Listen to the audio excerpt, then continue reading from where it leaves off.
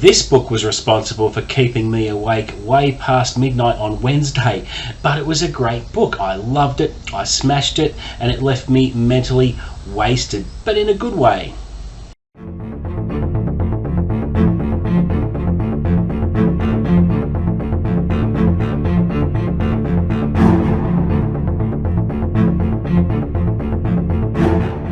What's up guys, and welcome back to the channel. You're with Chris, and today I'll be giving my mostly spoiler-free review of Terry Hayes' second novel, The Year of the Locust, published earlier in November. I thought this book was absolutely fantastic, and in my opinion, I think it's one of the best standalone thriller novels I have ever read. Now that's a pretty big claim because I am widely read in the genre. It does happen to be my favourite genre of all time, and it just absolutely blew me away. Now I know that Terry Hayes wrote his first novel about 10 years ago, which is I Am Pilgrim. I remember it coming out because I was in the book trade at the time. It passed me by. I had forgotten all about it because at that point I think I was on my Jack Reacher binge kick. I was reading everything of Lee Charles at the time and got distracted by that, and knew of the book, and I didn't realise that Terry Hayes was the same author when I saw some promotional material for The Year of the Locust, and this book absolutely really piqued my interest. And when it came up on my radar, reading the cover copy, I thought this sounds like a really good book, and you can be forgiven for being intimidated by something like this because it is a brick. It's a big boy. It's about 600 odd pages. So a little bit intimidating, but I had nothing to worry about when I got into the book because it is just so good. And because I read the first portion of the book and was so impressed by that, I actually went out and bought myself a copy of I Am Pilgrim, which I hopefully plan on reading early next year. But yeah, his writing style is just so engaging, but just couldn't get enough of it, and I looked for every opportunity to open it up and start reading because it was very, very addictive. Now I have to say guys, towards the end of the video there are going to be mild spoilers. I've tried to avoid it, but with certain aspects of the book I really want to talk about, it couldn't be avoided, and I will give you a heads up as soon as I can, but I've tried to keep the spoilers towards the end of the review. Okay, so let's start how I always like to with what the book is about. If, like Cain, you're a denied access area spy for the CIA, then boundaries have no meaning. Your function is to go in, to do whatever is required, and get out again by whatever means necessary. You know when to run, when to hide, and when to shoot. But some places don't play by the rules. Some places are too dangerous even for a man of Cain's experience. The Badlands, where the borders of Pakistan, Iran and Afghanistan meet, are such a place where violence is the only way to survive. Cain travels there to exfiltrate a man with vital information for the safety of the West, but instead meets an adversary who will take the world to the brink of extinction. A frightening, clever, vicious man with blood on his hands and vengeance in his heart. Good premise, isn't it? Okay, so Cain is what you call an elite operative for the CIA. Now, when a special type of mission needs to be completed in the most dangerous places of the world, be it the Middle East or China, Russia or North Korea, they don't send in the special activities team. They send Cain in instead. Now the whole book is about Cain pursuing the Locust, who is probably at the time in the book the worst terrorist the world has ever known besides bin Laden, and the stakes are really, really high because there are several attempts to get him and he just evades capture by really, really smart and wily means. And the chase throughout the book, it just keeps you on the edge of your seat. It is an absolute thrill ride. Now Cain himself is a very engaging character, and he has many layers as well. He's very, very human despite his phenomenal skill set with his vocation.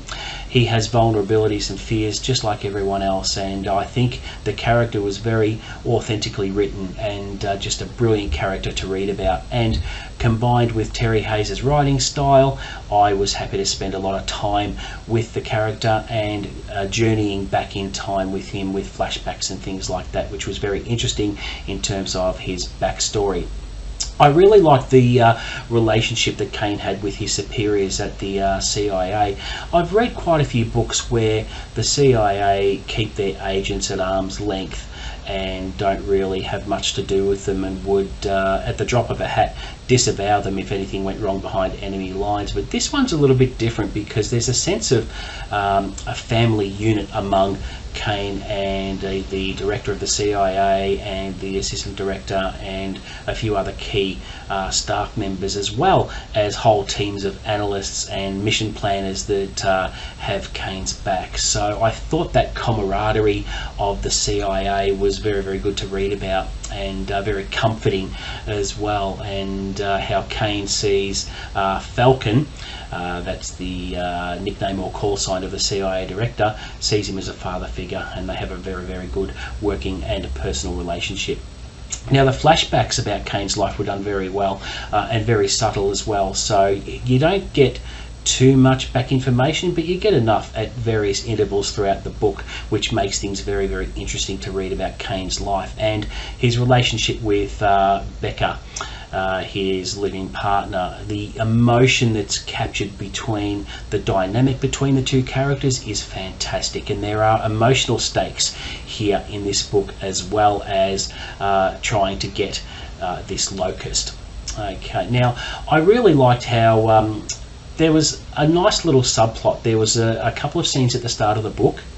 There were a couple of scenes in the middle of the book that detracted away from the main timeline of the novel, and there's a nice little snippet at the end that relates to a couple of altercations that Kane has with someone else unrelated to the story who has evaded capture, and I just thought that was a really nice little mysterious subplot to follow in between the main storyline of Kane trying to get the Locust.